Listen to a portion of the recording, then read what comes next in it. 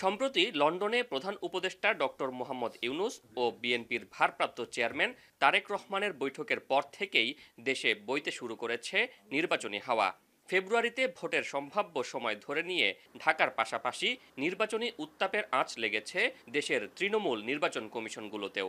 শুরু হয়েছে ভোট আয়োজনের তোড়জোড়, চলছে প্রস্তুতি।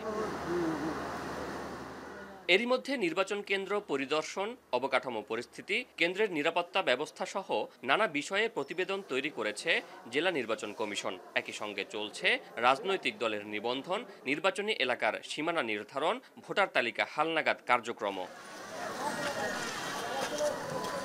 চট্টগ্রামে গুরুত্ব পাচ্ছে ভোট কেন্দ্র সংস্কারের কাজ।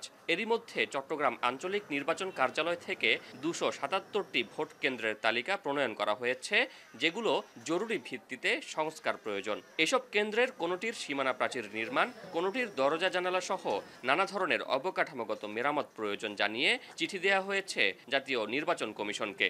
নির্বাচন কমিশনের নির্দেশনার প্রেক্ষিতে আমরা সম্ভাব্য ঝুঁকিপূর্ণ বা আপনার মেরামতযোগ্য এই কেন্দ্রগুলোকে আমরা একটা তালিকা প্রেরণ করেছি এবং আমি যতটুকু জানতে পারছি সেটা আমাদের কর্তৃপক্ষ সেটা যারা বিভিন্ন ডিপার্টমেন্ট আছে তাদেরকে সেই তালিকাটা দিয়েছে যাতে প্রয়োজনীয় মেরামতের ব্যবস্থা গ্রহণ করেন। জেলা নির্বাচন কমিশন বলছে, নিয়ম অনুযায়ী ব্যবস্থা নিতে সংশ্লিষ্ট দপ্তরগুলোতে চিঠি পাঠানো হয়েছে। একই সঙ্গে অর্থ বরাদ্দ চেয়ে করা হয়েছে আবেদনও। তবে এখনও এ সংক্রান্ত কোনো নির্দেশনা পায়নি শিক্ষা প্রতিষ্ঠানগুলো। বেশিরভাগই ভোট কেন্দ্র প্রাইমারি স্কুলে হয়, আর প্রাইমারি স্কুলের কাজগুলো কিন্তু দেখে এলজিডি। তো আমাদের যে সমস্ত মাধ্যমিক বিদ্যালয়ে যে সমস্ত ভোট কেন্দ্রগুলো হবে ওগুলোর প্রাক্কলন করে ঢাকায় প্রেরণ করা হয়েছে। ভোট কেন্দ্র সংস্কারের জন্য আসলে বেশি সময় লাগে না, ওইখানে তো আর মেজর মেরামত হয় না।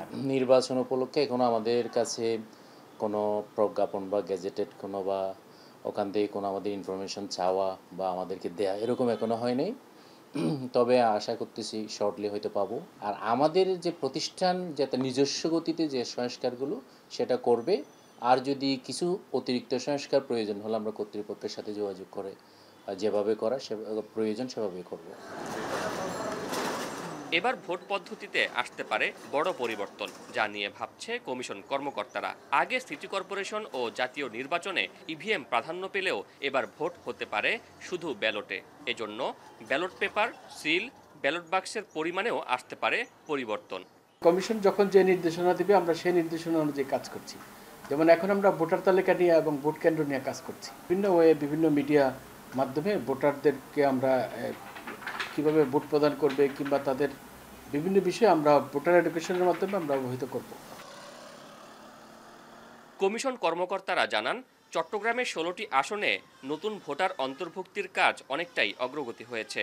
গেল দ্বাদশ জাতীয় নির্বাচনে চট্টগ্রামের 16 আসনে ভোটার ছিল 65,15,000 আর ভোট কেন্দ্র ছিল 2020টি। শোয়েব রহমান, এখন, চট্টগ্রাম। টাইলক্স টয়লেট ক্লিনার, যার অ্যান্টিব্যাকটেরিয়াল এজেন্ট টয়লেটের কোনায় কোনায় পৌঁছে 99% জীবাণু ধ্বংস করে।